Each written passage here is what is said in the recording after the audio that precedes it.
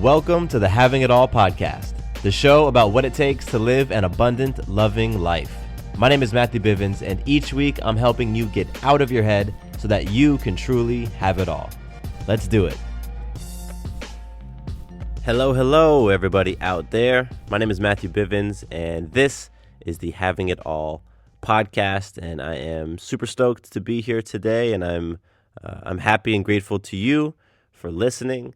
And today's topic is a little bit different. It's a little different than what I've normally done on this show, in that today I'm talking about finances. And I don't know if finance is talked about a lot in other shows or other things like this, but personal finance and your financial health and really your ability to have peace with your finances is a huge part of living and experiencing an abundant, loving life. And so I want to dive into it today because it was not something that I was very aware of the impact it had on me for many years, many years. And I've talked about finances and my history and my relationship towards finance a couple times in this show, and so I'm excited to really dig into it in this episode. And I will start things off with a little bit of background on me and my relationship to finances. So, let's go back to my parents' divorce. I was 10 years old. My parents got divorced, and I remember very vividly instances where, we lived with my mom. So anyway, there's three of us, myself and my two sisters, and we lived with my mom. My dad moved out of the house, and my dad was paying child support. And so there was instances where a child support payment was late or didn't come through, or I don't really know what was going on as a little kid. I didn't understand the exact details. All I remember was my mom saying, we don't have money for all the groceries this month, or we don't have money for the heat this month, or and then actually kind of sending me to go and ask my dad for the check, like, hey, Dad, Mom says that we didn't get yada yada yada. Can you give us a check? Like, I remember not having to do that, but I remember doing that when I was a little kid, choosing to do that. And when I think back to my relationship to finances and the way that scarcity has played into my my paradigm around finances, I think back to those. That's like where I go. I go back 20 years to being a kid, asking my dad for a check and then having to tell my mom whatever it was my dad told me. And I just go back to that time. And so that's really where I think a lot of this stuff started. Fast forward into my working years when I was, got my first job when I was 16 years old. I worked at a local farmer's market, and I made decent money for a 16-year-old. Like, this place, they paid me, I think, $7.50 an hour, and we got little bonuses all the time, and I blew every single penny I made. I have never until recently been able to save. Like, saving was not something that I did. If I had money, I was going to spend that shit, and I spent it on material stuff mostly. In this case, when I was 16, 17, that's when I started drinking. So much of my money went into alcohol. Money went into music. Money went into just all sorts of stuff. But that's when I started to get my paycheck, and I would just get the paycheck in on every other Friday, and it would be spent almost as quickly as I got it. And I continued and flowed that way through college. I took out student loans without knowing and understanding anything about loans and interest and repayment and all of that stuff. And as a 30-year-old man who's paying off his student loan right now, I realized, wow, I spent so much of my student loan money on stuff. My girlfriend and I at the time, we would go to Disney World probably 2-3 times a year. We would go to the outlet malls and just buy a bunch of stuff. So I had this relationship that, like, money was there for me to spend, I guess. And I never wanted to look at my bank account. I never wanted to check how much money I had. I never wanted to look at my credit score because I knew that I wasn't being responsible. I knew that I had immaturity when it came to my finances.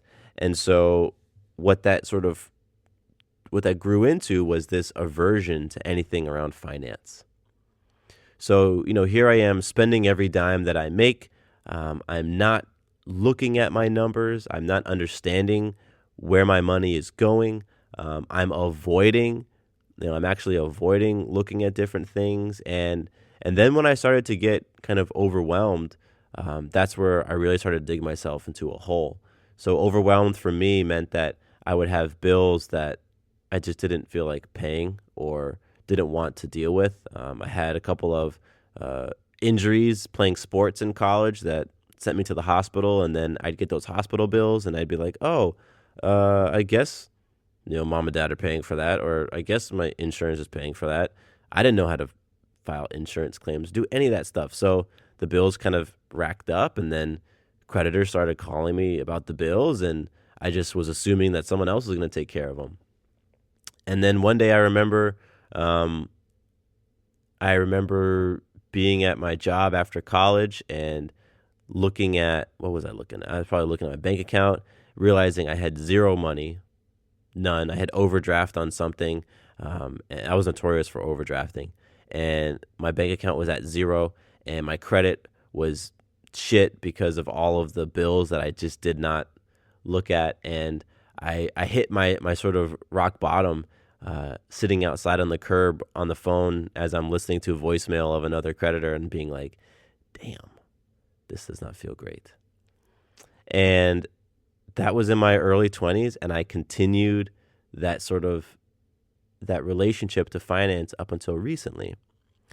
And what really shifted for me recently were a number of things. One, having a partner who wanted to create some financial peace in her life, and who also believed that her relationship to finance played a huge part in her overall health and well-being. That was a huge thing. I was around other people who were looking at their finances, who were in worse states than I was, but who were now starting to look at their finances and the relationship to them, and all of that, and work on it. And I was given some tools and a simple framework to use to help shift things. And so I think those things kind of came together and helped to flip on a switch in my mind that helped me understand that finance and your relationship towards money, your relationship towards how you generate money, how you attract money, and what you do with your money, your maturity with that, is insanely huge and impactful to your overall health.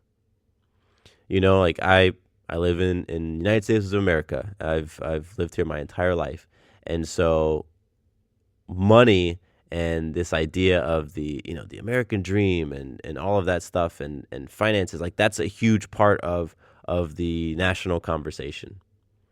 And so it's very important for me, at least, to have my own, I guess, really have some solid footing in all of that. And you know what? Honestly, for me, it's been a lot of growing up. It's been a lot of growing up and just taking responsibility for that part of my life, for maturing and really growing into adulthood. And like that's one of the roles of being an adult, is managing finances. And I no longer want to be an amateur at it.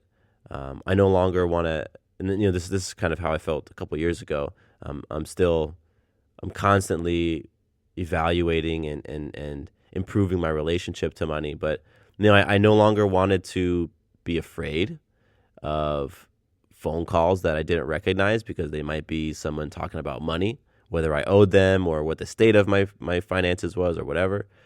I no longer wanted to feel scarce, feel like I didn't have enough, feel like it goes out faster than it comes in, feel jealous of people who had more money than me. I no longer wanted to feel those types of things. And so I started working on it. Now, the biggest tool for me, the biggest single tool, has been Dave Ramsey's Financial Peace. And I know that a number of you out there have heard of Dave Ramsey, have heard of Financial Peace, and have probably done it. But I know there's also a whole lot of folks who haven't. And so this is going to be great because you are now being introduced to the tool that I've used to really turn around my financial state, but also my relationship to finances, to the point where right now I am super psyched to be on track to knocking out my debts. And I'm insanely motivated to generate and to attract and to put that money towards debts, which is not how I used to operate. So I'm gonna jump into what for the a little bit of Financial Peace right now, and I'm gonna put links to Dave Ramsey's website and all that stuff on the show notes for this episode. You can find the show notes for the episode on firesidenetwork.com. And I'm gonna pull this up real quick. I'm gonna make sure I don't get these 7 baby steps wrong. I want to make sure I get them right because they're important. And Sarah and I are currently working through the 7 baby steps right now. So let me pull it up on my phone real quick. Okay. So really the core of Dave Ramsey's Financial Peace are the 7 baby steps. And 7 baby steps is a framework to achieving financial peace. And so essentially you work through baby step 1 to baby step 7. By the time you get to 7, you are in a very powerful place in terms of your finances, and your relationship to your finances has most likely shifted over the course of those, that time. So let me go through this baby steps right now. The first baby step is to set up a $1,000. Okay, let me back up real quick. I'm just going to read it. Baby step number 1, $1,000 to start an emergency fund. So it's basically having $1,000 in cash on hand in your home that you use for emergencies. So you need to define for yourself what an emergency is.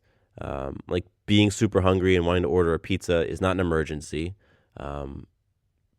Potentially wrecking your car could be an emergency. However, it's very smart to have a car fund set up that you're depositing money to every month so that when things happen with your car, because they will, you are prepared. So I wouldn't even say a car is an emergency, but whatever it is, however you define an emergency, you have $1,000 on hand, liquid, that you can access at any time for these emergencies. That's baby step number 1. Baby step number 2 is paying off all of your debts using the debt snowball. So what the debt snowball is it's pretty simple. You take all of your debts. Let's say you have 10 different debts.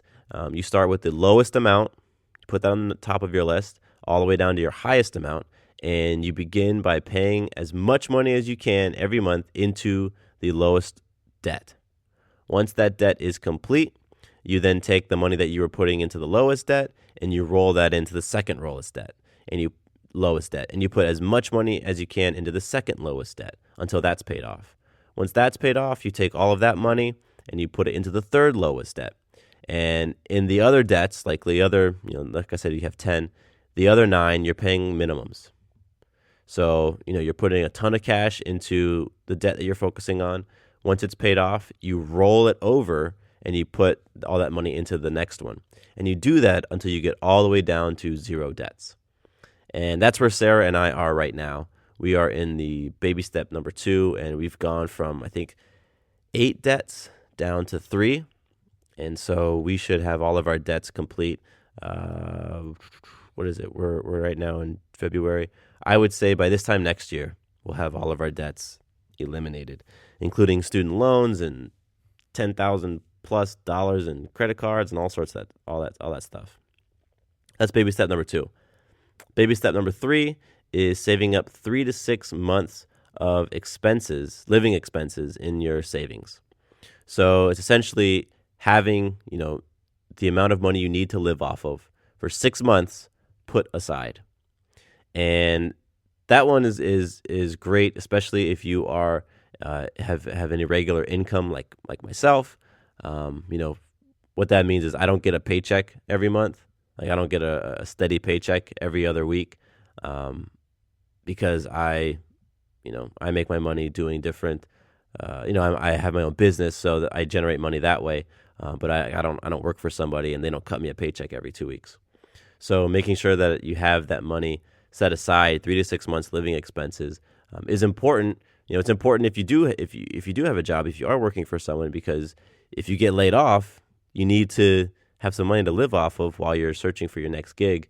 And for me, if I have a slow month or a slow quarter, I need to have some padding, some cushion, so that I don't go into a state of financial emergency when things kind of ebb and flow. That's baby step number 3. Baby step 4 is to invest into a Roth IRA or a 401k, and kind of put money away into those things. That's something that I still am pretty green at. I don't really understand fully Roth IRAs and 401ks. And so, it's putting the money away for retirement is essentially baby step number 4. That's an area that, I look forward to growing in myself. Baby step number 5 is to create a college fund for your kids and to have that fully funded. That one's pretty straightforward. For Sarah and I, with baby Maya, it's fascinating that we have conversations about a 5-month-old going to college. But we do, and we're trying to be responsible, responsible parents. And it's our intention to help Maya attract scholarships and grants, and really help to empower her, and to show her that she can create the money that she needs for college. And we have plans to help her out, but we also don't want to pay for everything for her, and we don't want to have her rely on student loans. So it's going to be really important that we sort of teach her the ropes in attracting, in getting those scholarships and those grants and all that great stuff. Baby step number 6 is to pay off your house. So it's that's your mortgage and your home payment. If you are owning a home, then when you get to baby step number 6, your goal is to pay that off. And baby step number 7, finally, you have achieved this place of financial peace. And at baby step 7, you are building wealth and you are giving. You are giving. So those are the 7 baby steps laid out by Dave Ramsey in Financial Peace. And having that framework for Sarah and I has been huge. I'm sure I came across other frameworks and other steps and other systems in the past, but the combination of a super simple and easy to understand system like this, combined with being in a place of receptiveness for really maturing in my relationship and healing that relationship towards finance, I think created like the perfect storm for me. And finances are huge. Like you can't avoid it. You might want to avoid it. You might try to avoid it, but no matter what, it always comes back to you. And so if you're like me, you can also, it's also possible to improve your relationship to finance, to really enjoy looking at your numbers and knowing your numbers. I mean, if you are anything like I was, then you probably don't believe me right now when I say that you can enjoy looking at your bank account. You can enjoy pulling out a spreadsheet and crunching your numbers. You can enjoy budgeting. It's possible. It's possible because I've freaking done it, and I avoided everything. I used to I wouldn't even open mail. I just knew that it was a bill. I knew that it was people wanting my money and people telling me I didn't have enough money and people telling me that I hadn't given them the money that I was owed to them. Like, I just knew it, and I avoided it. I avoided so much stuff. And to go from that place of extreme scarcity, I never felt like I had enough, which is so ironic because I just spent my ass off. It's like you would think that if somebody felt like they didn't have enough, they would hoard it. Like they would just save it all. I would take every little penny that I found on the floor and put it in a jar and put that jar in my room under my bed and never touch it. That was not me. I was spending everything. But I still had this relationship of scarcity towards finances. And I still avoided everything. So to go from that place, to go from the place of where I was to now being excited about sitting down and budgeting with Sarah, because every time we budget, it feels like we've made money. It makes no freaking sense, but every time we sit down and look at our numbers, it feels like we've made money because we realize, oh my gosh, this expense is gone, or we can move money from here to here, and wow, look what we just uncovered, or whatever it is. Like, that's such an amazing feeling. It feels so empowering, and it feels responsible. And that's just, for me, like, that's huge when it comes to my finances, to feel responsible, to feel like I'm owning it, and really to see how abundant I am and how abundant Sarah and I are. To see that week to week is crazy. And what's happened, this is kind of like The Secret type of stuff, like that law of attraction, like focusing on putting intentional energy on our finances, looking at our numbers, being aware of where what our debts are, what our assets are, really understanding what we're bringing in each month, and doing a zero-based budget has kind of opened up these channels of attracting money. Like, we attract money left and right now. It's ridiculous. It comes in the form of people buying us things. It comes in the form of people giving us cash. It comes in the form of people gifting us gift cards. I mean, it's insane. It's really insane. And I laugh when I talk about it being like The Secret, that law of attraction, but I can't explain it any other way. So, I mentioned zero-based budgeting, and I won't get into it too much, but it's basically this idea that, let's say in a given month, that you're going to bring in $5,000. So at February 1st, you pull out your budget, your spreadsheet, and you say, okay, I'm going to make $5,000 this month.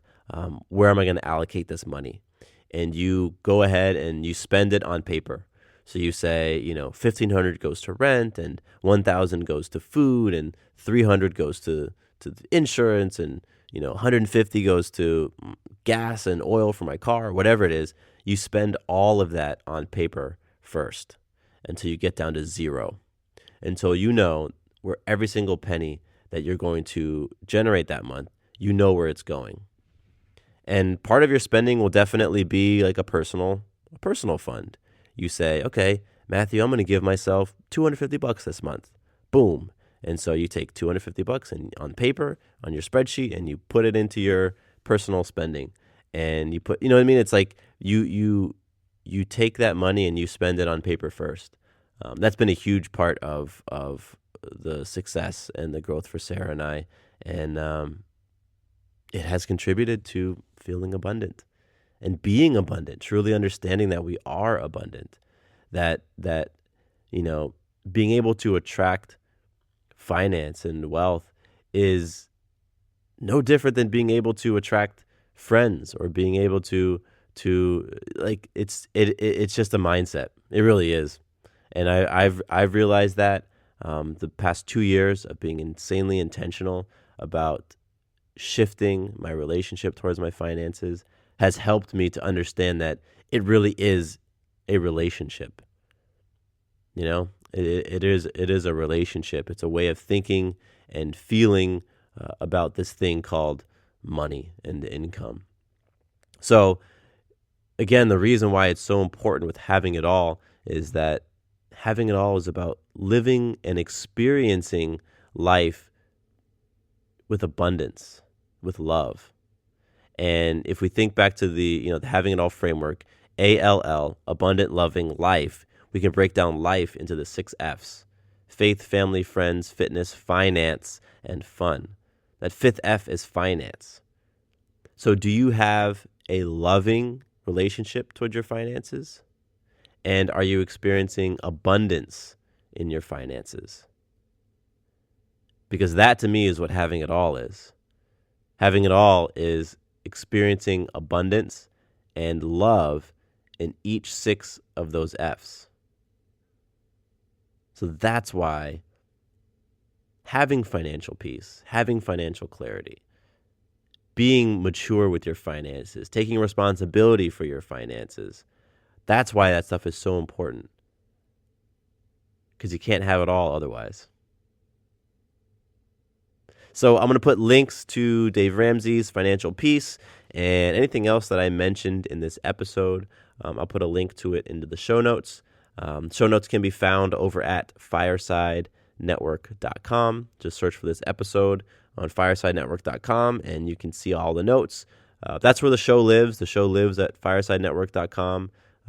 It's really cool being a part of a network. There's some other great shows in the network as well, and you can check them out when you go to that website. And I want to say thank you for the recent iTunes reviews. If you get anything from this episode, if you've got anything from this show, one way to give back is to leave a review. The reason why reviews are so important is that it really helps to give confidence to folks when they stumble across this show that it's worthwhile, because there are so many freaking podcasts out there for people to choose from. And so the reviews help people to say, oh, you know what? There's a lot of folks who seem to be behind this show. Let me check it out. So if you've gotten anything, if you've emailed me, then I know that you've gotten something from the show, and I would super appreciate a review on iTunes. I'm grateful to you for listening. I'm grateful to you for hanging out with me, and really for being on your journey towards having it all, because you being on your journey impacts me. The more people who are facing their fears, who are choosing love, who are exposing their vulnerabilities, the more people who are doing that, the more that we are all impacted, the world's impacted. Because when you shift in those powerful and healing, loving ways, you touch other people and you inspire other people. And there are ripples, powerful, powerful ripples from all that. So I'm very grateful to you for listening to the show and for, just doing what you do, applying the different things. You are awesome. And with that, my name is Matthew Bivens, and here is to you having it all.